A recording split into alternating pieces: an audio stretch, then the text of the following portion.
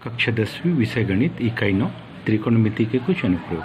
प्रश्नावली 9.1 प्रश्न क्रमांक 7वां। भूमि के एक बिंदु से एक 20 मीटर ऊंचे भवन के शिखर पर लगी एक संचार मीनार के तल और शिखर के उन्नयन कोण क्रमशः 45 अंश और 60 अंश है, तो मीनार की ऊंचाई को ज्ञात करो। इसके लिए हमने कुछ आकृतियों का निर्माण किया। ध्यान दीजिए, मान ले रहे हम कि ये जो आकृति अपन ने बनाई, इसमें ए बी जो भूमि के एक बिंदु से 20 मीटर ऊंचा भवन है, मान लो कि ए बी 20 मीटर ऊंचा भवन है, उसके ऊपर ए सी एक संचार मीनार है जिसकी ऊंचाई मान लो h मीटर है। जब पी बिंदु से संचार मीनार के तल को देखते हैं तो 45 अंश का कोण बनता है, और जब ऊपरी ओर का कोण देखा जाता है तो 60 अंश का कोण बनता है। तो ऐसी स्थिति में इसी में एक और आकृति, बड़ी आकृति बन रही है, वो है ABC, जहाँ पर PBC, जहाँ पर कि कोण बन रहा है 60 अंश का।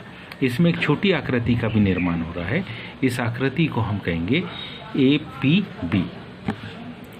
माना कि AB बराबरी से, माना AB बराबरी से 20 मीटर ऊंचा क्या है, भवन है, जिस पर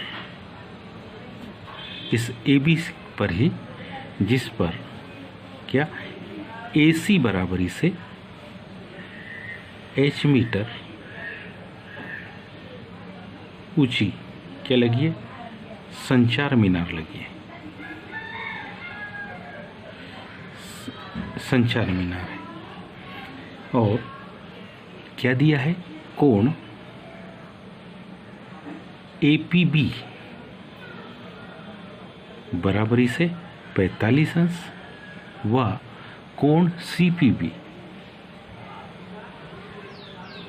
बराबरी से 60 अंश है। तो ऐसी स्थिति में एक एक समकोण त्रिभुज से हम शुरुआत करेंगे। मान लो हम ले क्या, समकोण त्रिभुज APB में, समकोण त्रिभुज APB में अगर हम ध्यान से देखें तो हम बड़ी आसानी से बतला सकते हैं। ध्यान दीजिए, हमारे पास ये जो समकोण त्रिभुज है, इसमें हम छोटा समकोण त्रिभुज APB ले रहे हैं, तो इसमें AB की माप हमको पता है 20 मीटर, PB की माप को ज्ञात करना है, और ये कोण है कितना, 45 अंश का। यदि हम यहीं पर एक छोटे में इस समकोण त्रिभुज को बना ले तो समकोण त्रिभुज कुछ इस प्रकार से होगा। ये बिंदु A, ये बिंदु P, ये बिंदु B। कितने अंश का कोण, 45 अंश का। कितने अंश का कोण, 45 का। AB की माप कितनी, 20 मीटर, तो हम PB की माप को बदला सकते हैं। कोण त्रिभुज APB में tan कितना, 45 अंश का कोण। tan 45 अंश बराबरी से लंब भुजा होगी इसकी AB, आधार भुजा होगी इसकी PB।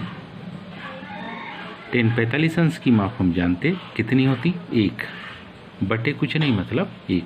AB भुजा की माप है कितनी, 20 मीटर, और PB भुजा की माप को ज्ञात करनी है। जब हम तिर्यक गुणा करेंगे तो तिर्यक गुणा करने पर जो माप आएगी वो कुछ इस प्रकार से, ध्यान दीजिए, उसकी माप आएगी क्या, PB बराबरी से। किसके बराबरी से, PB बराबरी से हमारे पास, तो PB की माप इस प्रकार से हमारे पास आ गई कितने मीटर, 20 मीटर। समीकरण नंबर 1। अब हम दूसरा समकोण त्रिभुज लेंगे, समकोण त्रिभुज CBP में। ये जो समकोण त्रिभुज है CBP में, ध्यान से देखें तो हमारे पास यहाँ से यहाँ तक की माप, यहाँ पर A बिंदु था 20 मीटर थी, और यहाँ से यहाँ तक की माप h थी। मतलब BC की अगर कंप्लीट माप कहेंगे हम तो वो होगी h धन 20 मीटर। तो समकोण त्रिभुज CBP में, समकोण त्रिभुज CBP में यहाँ जो कोण बन रहा है वो tan 60 अंश का कोण बन रहा है। tan 60 अंश बराबरी से लंब भुजा यहाँ है BC, आधार भुजा है हमारे पास PB। टेन 60 अंश की माप को देखेंगे तो टेन 60 अंश की माप है करनी 3 और बी से सी भुजा की माप ध्यान से देखो h धन 20 या 20 धन h, तो h धन 20 पीबी भुजा की माप और पीबी भुजा की माप अभी अपने समीकरण 1 में निकाली, वो कितनी है 20। तो अगले स्टेप में यहाँ पर हम समीकरण 2 में समीकरण 1 से क्या करने पर, मान रखने पर, समीकरण 2 में समीकरण 1 से हम क्या रखेंगे, मान रखने पर, तो मान क्या जाएगा करनी 3/1 बराबरी से h धन 20/20, 20 का गुणा करनी 3 से हो जाएगा h धन 20 का करनी 3 से, तो मान देखो क्या आएगा h धन 20 बराबरी से 20 करनी 3। अगली स्टेप में h बाईं तरफ रहेगा, 20 करनी 3 में से 20 क्या हो जाएगा, घट जाएगा। 20 करनी 3 में से 20 को घटाए या 20 को कॉमन भी निकाल सकते, तो हम इसको लिख सकते 20 करनी 3 ऋण 1। हम लिख सकते हैं अतः कहे कि मीनार की ऊंचाई, अतः हम लिख सकते हैं कि जो मीनार की ऊंचाई हमारे पास आई वो है h बराबरी से 20 करनी 3 ऋण 1 मीटर है।